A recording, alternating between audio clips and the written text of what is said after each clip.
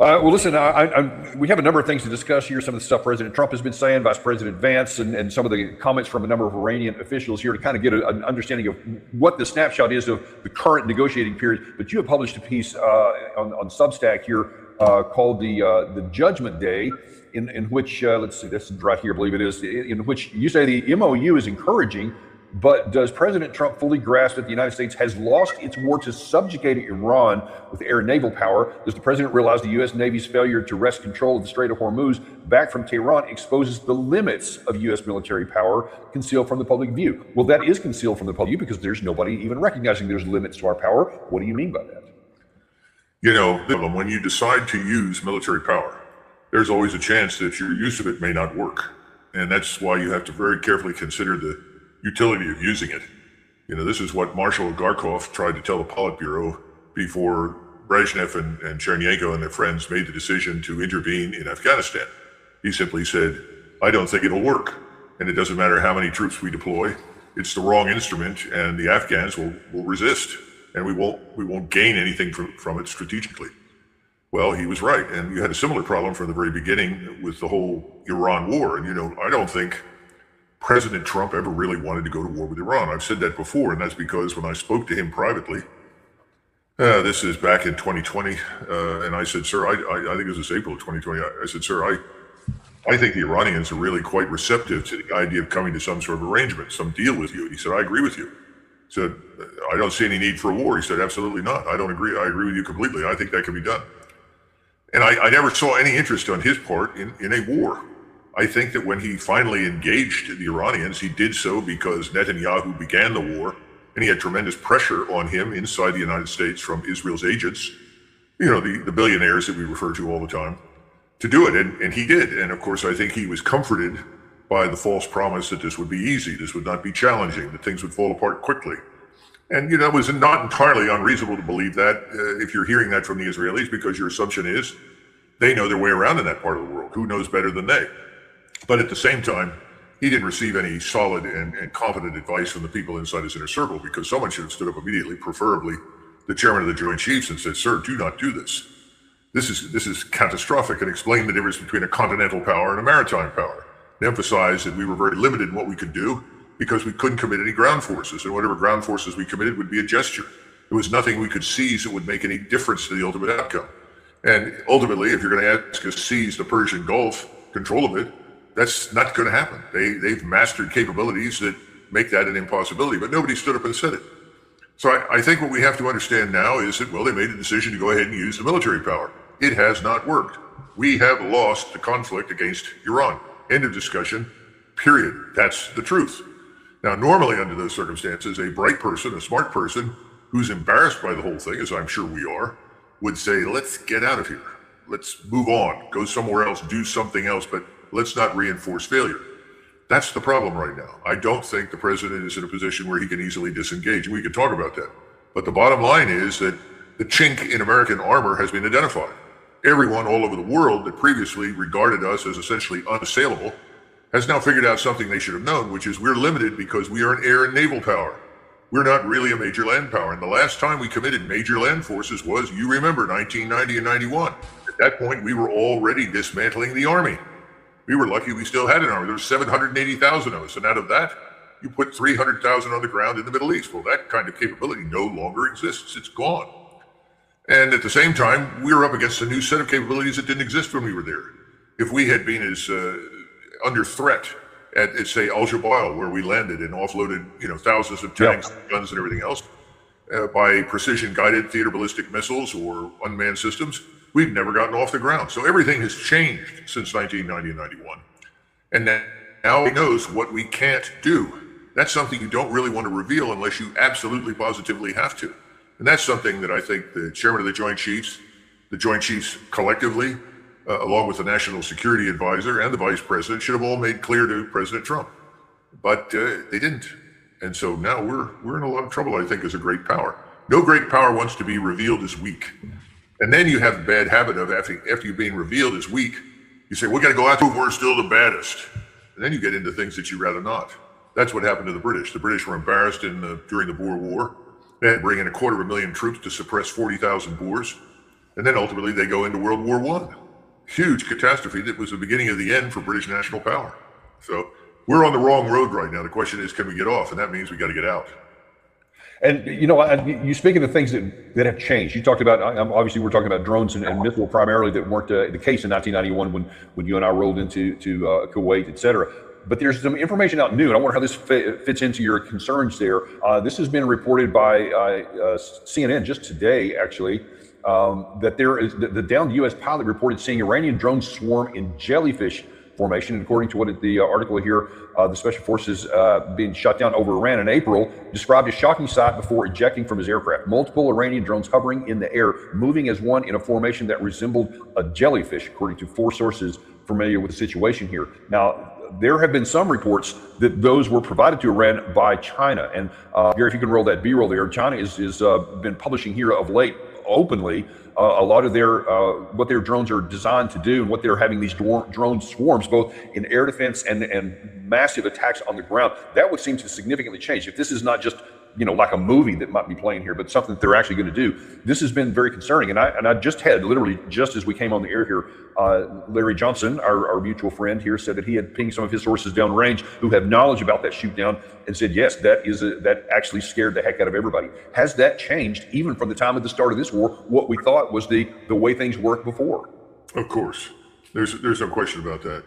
And now we don't have the capability to send all of these drones out without any sort of orchestration. In other words, there still has to be a human being somewhere remote from the location who is instructing and orchestrating these things. But what we have learned to do is to have semi-autonomous drones, that is, drones that follow other drones, so that you can fly in these formations now in ways that you couldn't before. And if you launch enough of them, and we know they're relatively inexpensive at this point, you can do a lot of damage to everything for granted. All the instrumentalities that we've had since 1945 are now at risk. The interesting thing is, people out there that are in uniform are saying, well, the safest place to be is, without any armored protection and without any real firepower on the ground as light infantrymen. I can't conceive of any worse place to be, because what this really does is it makes you permanently vulnerable to everything and anything because you have no fire support. You have no real mobility. You're stuck. And then you get into these arguments about the future of warfare looking like Starship Troopers. Well, that sounds great until you begin to look into the cost of outfitting it and supplying it and sustaining it and providing energy for it and so forth. I think what we have to recognize is that we're in a position now that we haven't seen really since World War I, since we saw the trench lines come to a halt on the Western Front in 1914. And that's what you're effectively seeing today. Everything is being changed because you cannot move successfully to come to grips with your enemy. Again, we should have anticipated some of this, because we saw evidence for this in eastern Ukraine, right, Dan? I mean, this is entirely new. What you're pointing out is that over time it becomes a bigger problem. And this means that you've got to come up with better and better countermeasures. Will we develop any countermeasures? Absolutely. And we already see some countermeasures that the Russians have developed to deal with the Ukrainians. And a lot of that is electronic warfare. And beyond electronic warfare, it's the ability to put a lot of what we used to call flak into the air that allows you to destroy these things. But the bottom line is, warfare has fundamentally changed. There's no question about it. And we're not really prepared to fight in this environment. So instead of saying, well, we've got to, we somehow or another we ourselves with glory and we've got to go in and administer a devastating blow, forget it. It's not going to happen. Instead, it's time to back up, re-examine everything, reevaluate everything, and change to deal with this new environment. That's going to take time, Dan. That's not something you do overnight. Yeah, it's not. And it's unfortunately, well, I guess not so much unfortunately, as it would require first an acknowledgement that Judgment Day has arrived so that we can start making those kinds of thoughts. And unfortunately, as you're about to see in some of the comments from some of our leaders, that day has not yet arrived. At least it is not consciously aware. This whole situation right now with trying to get the MOU and get the war over with, of course, is all about financial issues and the potential harm on our economy, which, as President Trump admitted at that G7 conference when he said, hey, if we don't do this, we could end up having a depression because our strategic petroleum reserves had about 4 weeks of time left. I don't know why he said that out loud, but whatever he did. And so now that here we are trying to really negotiate to get this thing done. Now, President Trump, I think it was just yesterday, said from the Oval Office that, hey, things are moving in the right direction. As a matter of fact, oil is now gushing out of the Strait of Hormuz. We took in more oil yesterday than has ever gone through the Strait. You probably see that. We have an oil gusher. The Strait is totally open. You know that. And we're negotiating. We'll see how that all goes. But we have two things. We have an open Strait, and we have a country that will never have a nuclear weapon. Will never, ever have a nuclear weapon. So there he is trying to, I guess, do what you suggested there, trying to pretend like we're still in the driver's seat and all this stuff. But I mean, we got to look at the fundamentals and the facts, because this is just about an hour old, by the way. This is updated information here. The Hormuz flow of 13.1 million barrels again yesterday, 5 million for Iran, 8 million for everybody else, brings the 7-day average to 8.1, and that's less than 50% of what it was before, when it was around 20 million barrels a day. So the idea that this was a gusher and some kind of a record is just simply not true. It's just flat out untrue. But here's the thing, though, Doug, I want to point out to our audience here, is that these numbers here are big because there have been a whole fleet of tankers just sitting in the Gulf waiting to get out, and now they're being able to go out. But once they leave out, there's not a whole fleet of empty tankers to come in and take its place. So you're going to see a big glut, and it's not that big, but bigger, and then you're going to see it go back down, because all these countries also have to restart all their oil production facilities, which has been shut in since this about a month into this war. So we're a long way from having a gusher of oil. But what does that mean as far as you are concerned? Well, what it means is that President Trump is continuing to try and manipulate markets involving oil and petroleum products. And unfortunately, people on Wall Street have listened to this nonsense. The real impact of this war on us has not even struck us yet. That's what people don't understand. We're headed into much worse times ahead than what we've seen in the past. We're going to watch oil regain its former position. I think it'll go to $150 to $200 a barrel. But that's not what Donald Trump wants, and he's figured out that the people on Wall Street are going to listen to him.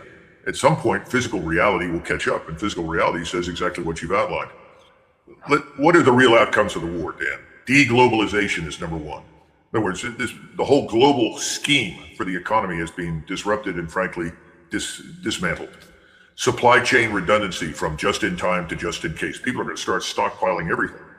You have weaponized choke points. For instance, very few people are aware, but the Turks just announced that they're going to charge 15% more now for anybody who wants to pass through the Bosporus.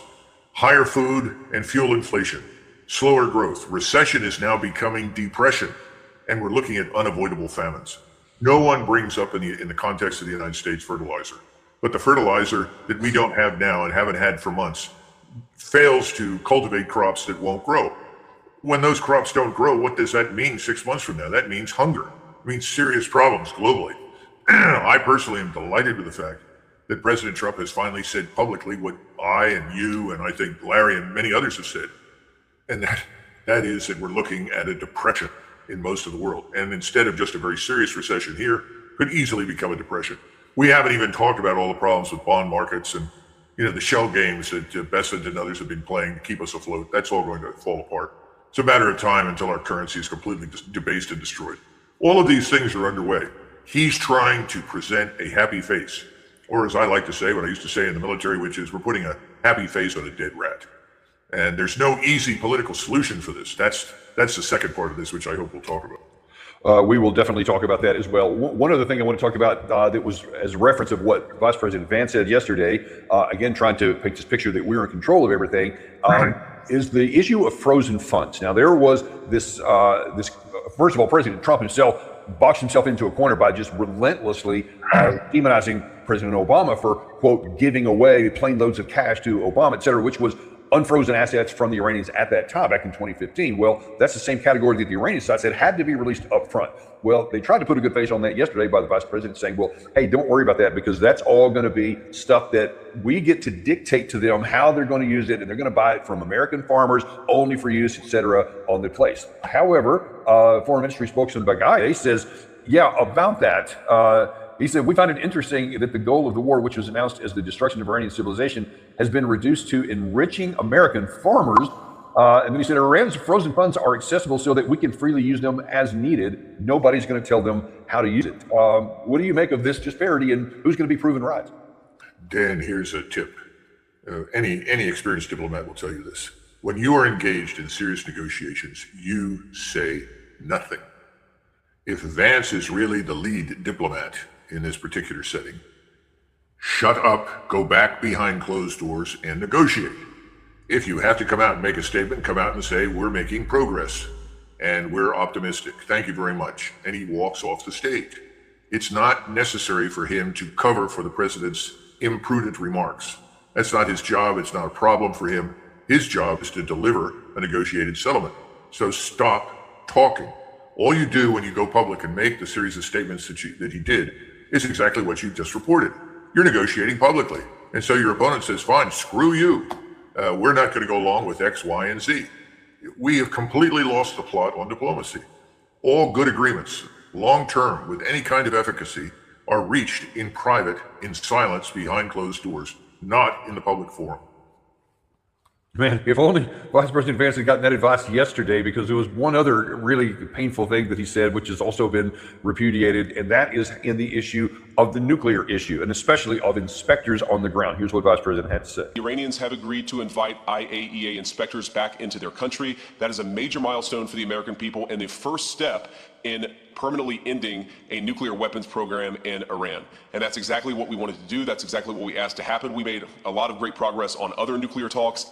Now, heading into this, the Iranian side had said, by the way, we're not even, that's the nuclear stuff is phase 2. We won't even talk about that for a while. We got to get these first, I think there's 5 paragraphs that have to do with upfront things. They said that's what we're going to negotiate. After the 18 hours were finished, and about the same time the Vice President was making that statement, we had I think it was, it may have been Iraqi, one of the foreign ministry spokesmen at that time said, hey, we both presented our positions on the negotiation, on the issue of nuclear weapons, but nothing was discussed. We're not even going to negotiate it until later.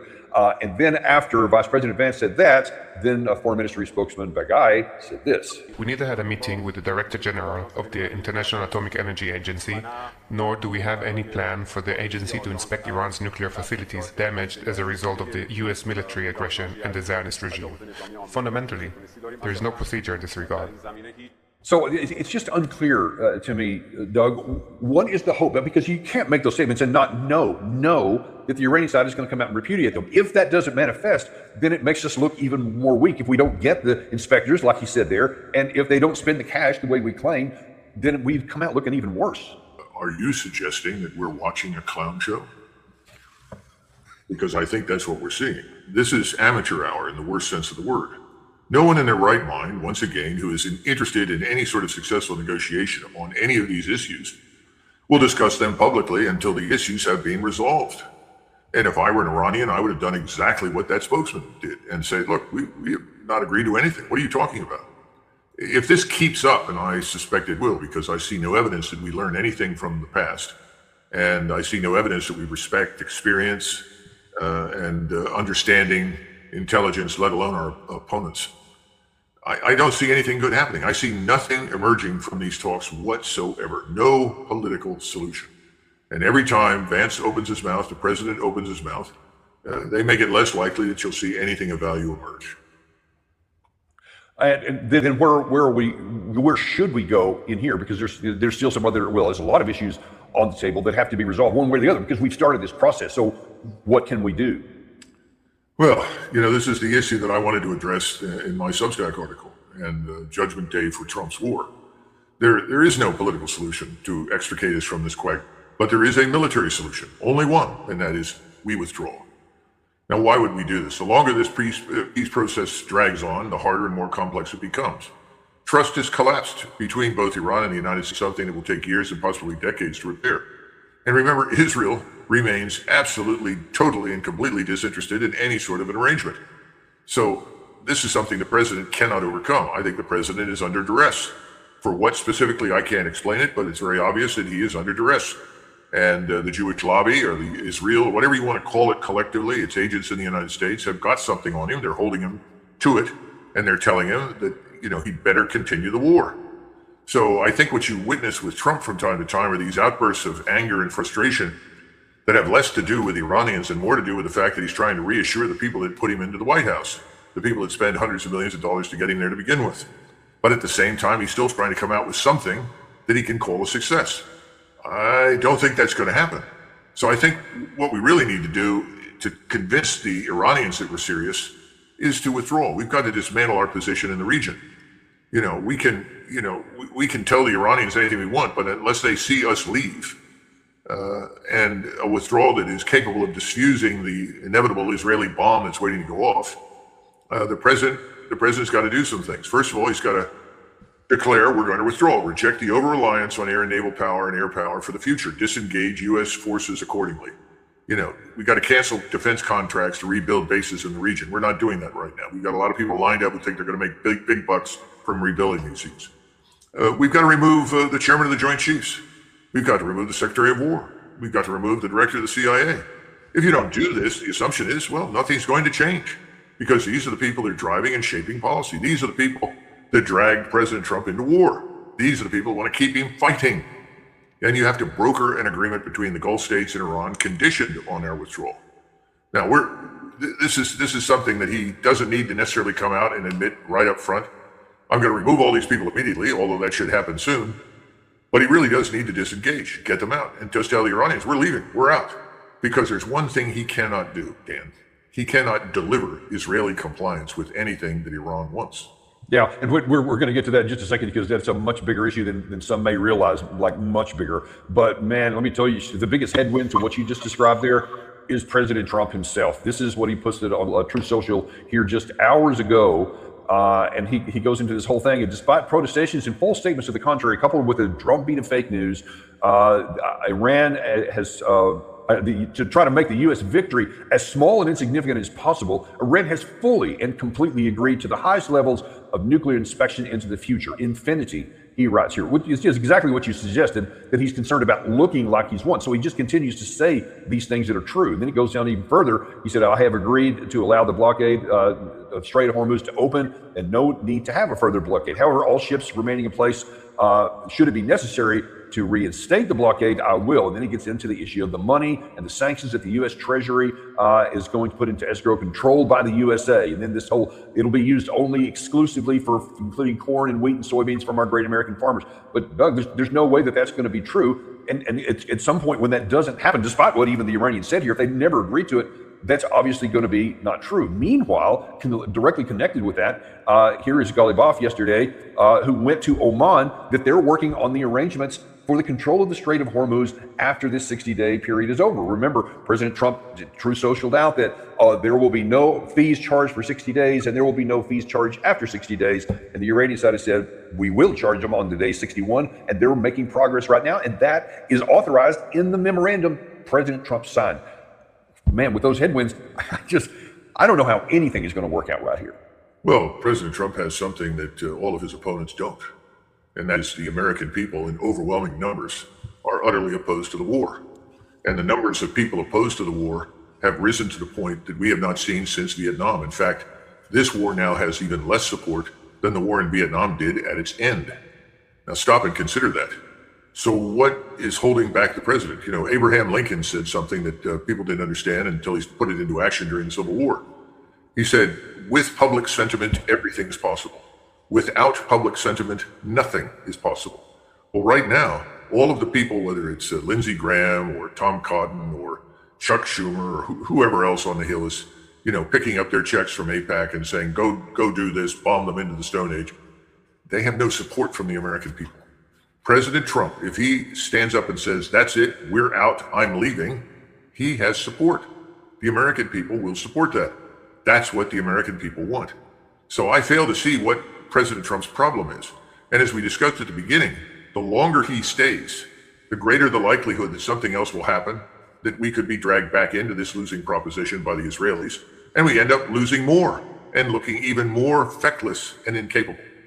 It's time to get out. Stop this nonsense. If you look at his statement, what you just read, he's having an argument with himself in that paragraph, and he loses the argument.